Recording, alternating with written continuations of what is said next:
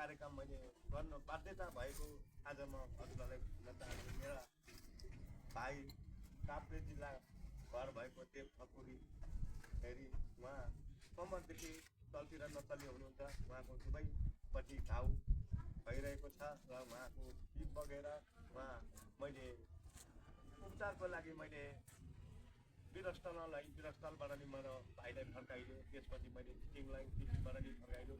अहिले मैले केही सिप नलाएर मैले साँपको सुषमा कोइराला भन्ने हस्पिटलमा मैले उहाँको उपचार गराइरहेको छु। हामी जस्ता आवश्यकता भाइ बहिनीले 7,000 रुपियाँ तिरेर हामीले उपचार गराइरहेको छौँ र मैले उसलाई बचाउनको लागि मलाई भगवान्ले नै वरदान दिएको रहेछ। मैले किनभने आवश्यकता आफू पनि आवश्यकता छु र आवश्यकताको सेवा गर्नलाई मलाई भगवान्ले खटाएर पठाएको रहेछ।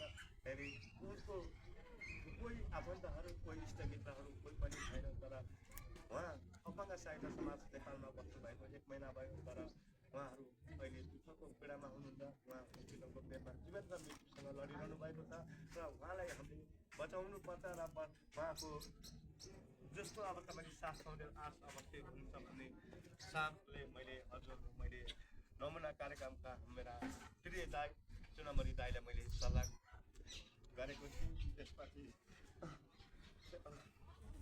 हुन्छ नि तपाईँको हामीले केही गरेर सक्छौँ। बिरामीलाई सानो घाउमा मलम पनि लाउन सक्छु भने मैले आएर कार्यक्रम शनिबारको कार्यक्रममा कति तपाईँको अफिसमा राखेँ। उहाँले भन्नुभयो र हौसला दिनुभयो। मैले यो अनि सम्पूर्ण मैले यो कार्यक्रम गरेँ। तर मेरा साथीभाइहरू जति पनि साथीभाइहरू हुनुहुन्छ र मेरा दिदीबहिनीहरू हुनुहुन्छ, उहाँको मेरा